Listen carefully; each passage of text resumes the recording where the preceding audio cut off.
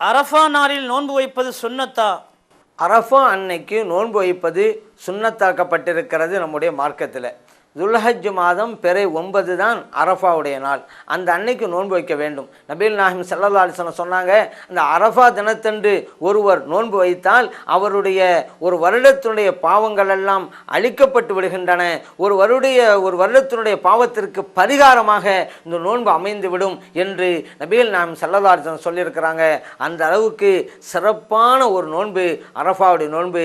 அதை நம்ம வைக்கணும். அது இந்த நோன்பு சுன்னத்து அப்படிங்கிறது கூட ஹாஜிகளுக்கு கிடையாதுங்க. ஹாஜிகள்லாம் போயிருக்காங்கல்ல மக்காவில், அவங்க அரஃபா அன்னைக்கு போவாங்க. அரஃபா அன்னைக்கு அரஃபாவுடைய மைதானத்துக்கு வருவாங்க. துல்ஹஜ் மாதம் பிற 9 அன்னைக்கு அரஃபாவுடைய மைதானத்துக்கு வருவாங்க.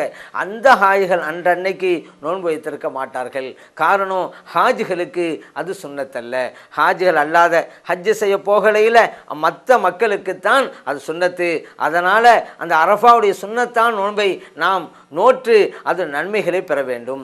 அந்த 9 அன்னைக்கு மட்டும்தான் சிறப்பு என்று நாம் நினைத்து விடக்கூடாது. நபிகள் நாயகம் ஸல்லல்லாஹு அலைஹி வஸல்லம் அவர்கள் இந்த துல்ஹஜ் மாதத்தில் முதல் 10 நாட்கள் அது மிகவும் ஏற்றத்திற்குரிய நாட்கள், பெருமைக்குரிய நாட்கள் என்று நபிகள் நாயகம் ஸல்லல்லாஹு அலைஹி வஸல்லம் சொல்லி தர்றாங்க.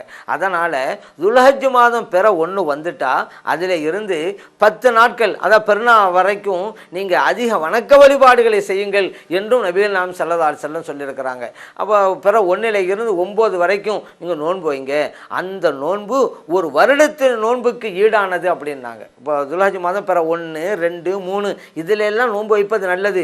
ஒரு நாளுடைய நோன்பு ஒரு வருடத்துடைய நோன்புக்கு நிகரானது அப்படிங்கிறத நபிகள் நாயகம் ஸல்லல்லாஹு அலைஹி வஸல்லம் சொல்லி தந்திருக்கிறாங்க.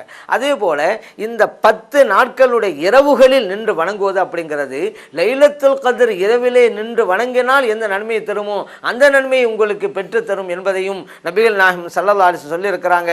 இந்த ஹதீஸ் திர்மிதியில், இப்னு மாஜாவில் பதிவு செய்யப்பட்டிருக்கிறது. ஆகவே நாம் அரஃபா அன்னைக்கு மட்டுங்கிறதல்ல, பிற 1 இருந்து பிற 9 வரைக்கும் உள்ள நாட்களில், ஏன்னா பெருநாள் அன்னைக்கு தான் நோன்பு வைக்கிறது கூடாது, மார்க்கத்தில் விளக்கப்பட்டிருக்கிறது, அது ஹராமாச்சு. அதனால் பிற 1 இருந்து 9 வரைக்கும் எந்த அளவுக்கு நம்மனா நோன்பு வைக்க முடியுமோ நோன்பு வச்சுக்கிற வேண்டியது. அதே போல் பிற 1 இருந்து பெருநாள் பிறை 10 வரைக்கும் உள்ள இரவு காலங்களில் வணக்க வழிபாடுகளில் அதிகம் கவனம் செலுத்தி ஈடுபட வேண்டும். காரணம், அந்த இரவுகள் லைலத்துல் கத்ர் இரவுக்கு ஒப்பானவை என்பதை நபிகள் நாயகம் ஸல்லல்லாஹு அலைஹி வஸல்லம் சொல்லி தந்திருக்கிறாங்க.